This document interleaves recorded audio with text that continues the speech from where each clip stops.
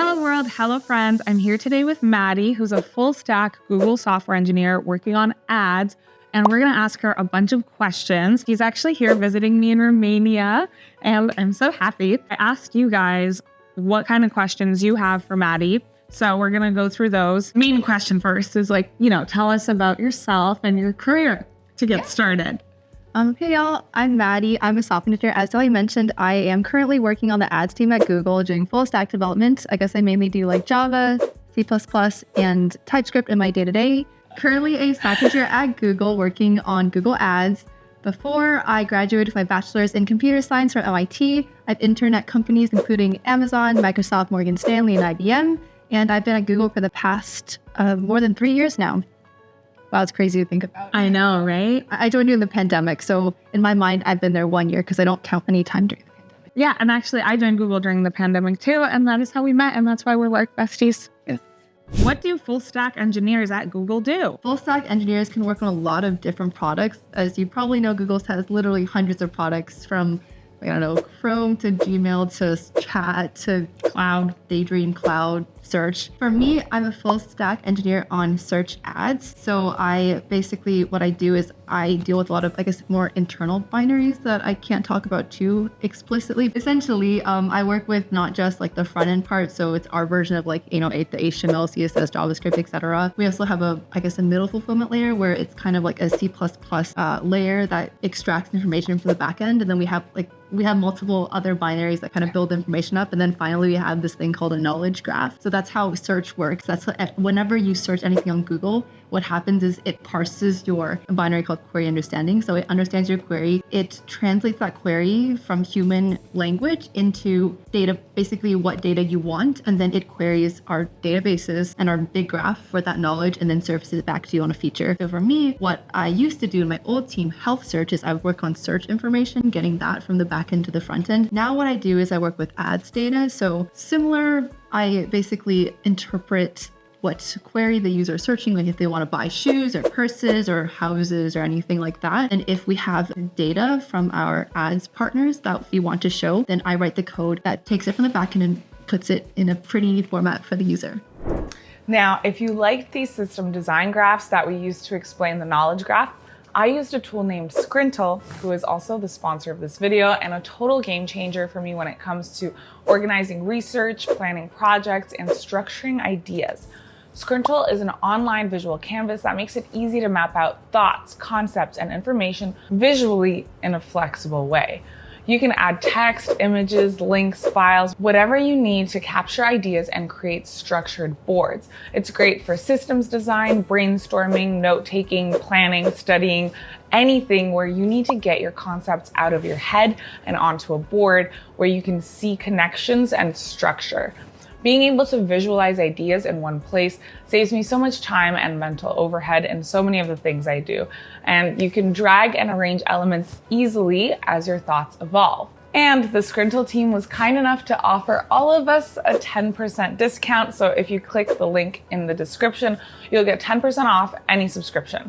So definitely check it out if you tend to get overwhelmed by research and planning and like to have a way to visualize your thoughts. Now back to the video. Path to join Amazon or Google as a cloud architect.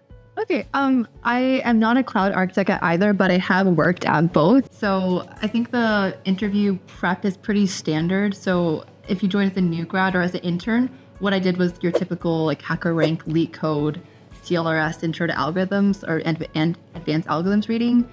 For the Google interview, I actually have a post on my Instagram as well. But essentially, there's a couple of different steps. Coding online challenge, where if you pass that, then you get a phone interview. You pass that, then you get the on-site. And all of those questions are, I would say, usually LeetCode medium to hard questions. And it's pretty straightforward. For Amazon, it's very similar, LeetCode medium to hard in my opinion. There is sometimes a behavioral interview that focuses on the Amazon leadership principles, which you may have heard of. I didn't personally get that, but a lot of my friends who ended up interning at Amazon did. So just keep that in mind if you get specifically interview or a full-time interview with Amazon, brush up on those leadership principles. Leadership principles, guys. And and at Amazon, at least when I was interviewing, you needed to know either C++ or Java for their interviews versus for Google, it's more language agnostic. Okay, we're going to continue the rest at the Airbnb because we should probably Head out. Yes. I play board games. Yes. we have social lives, I swear. And we just make this work in between everything. So see you at the Airbnb.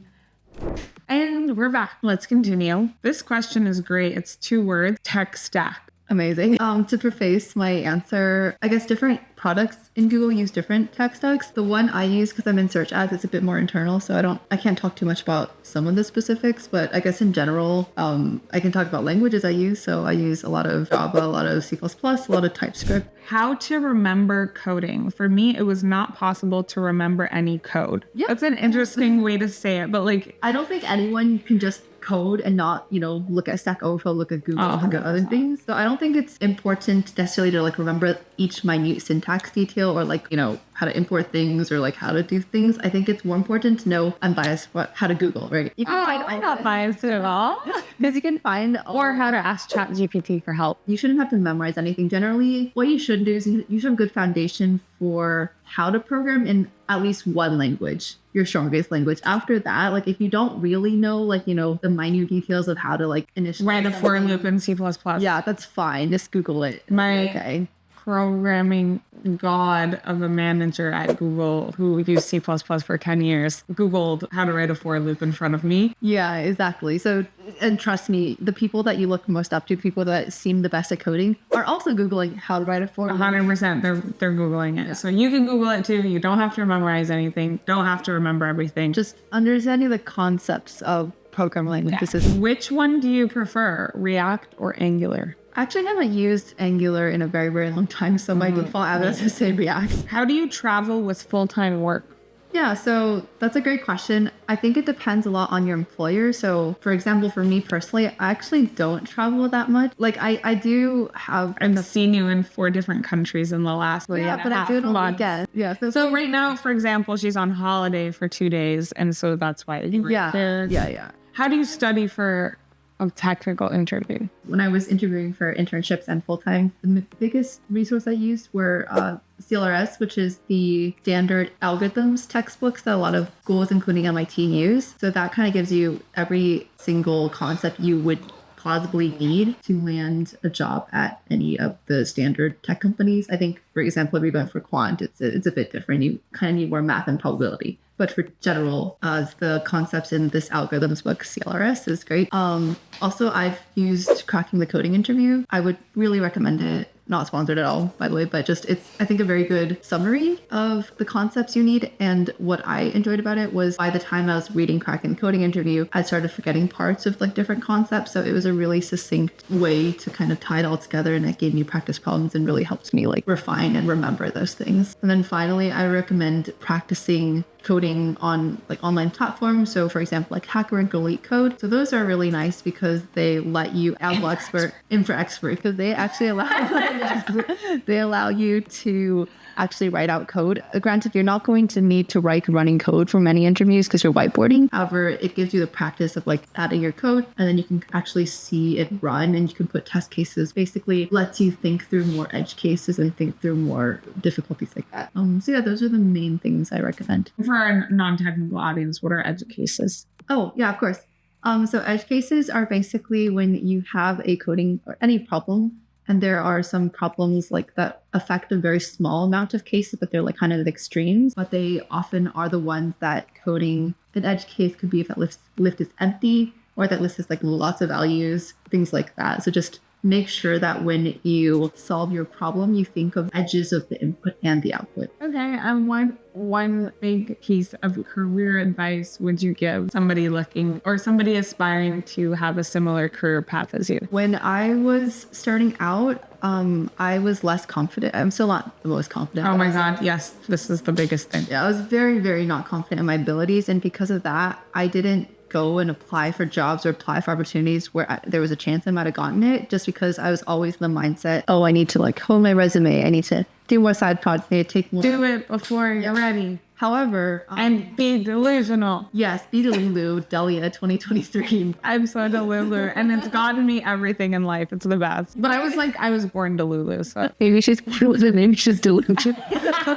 Don't be afraid to just go for it. When I was in undergrad, there's so many of my friends, like freshman year, sophomore year, who just like randomly apply on a whim for internships they didn't think they would ever get called back for, like interview, let alone the offer. And they actually got the offer. And I think that set themselves up for success, like as they returned, as they got new internship, as they got full-time offers. So yeah, Just do it. Just do it. Don't let like insecurities or don't let like overthinking prevent you from going for those opportunities, because you will get those opportunities. And do it before you're ready, because you're never going to feel like you're ready. Can't confirm. I never felt like I was ready for anything. I still don't feel like I'm ready for doing any of the things that I do in my daily life, let alone in my career. Well, thank you, Maddy, for being here. That was very insightful. If you want to see more of Maddy, follow her on Instagram or consider subscribing here, because hopefully she'll be in more videos because she's following me around the world very often now.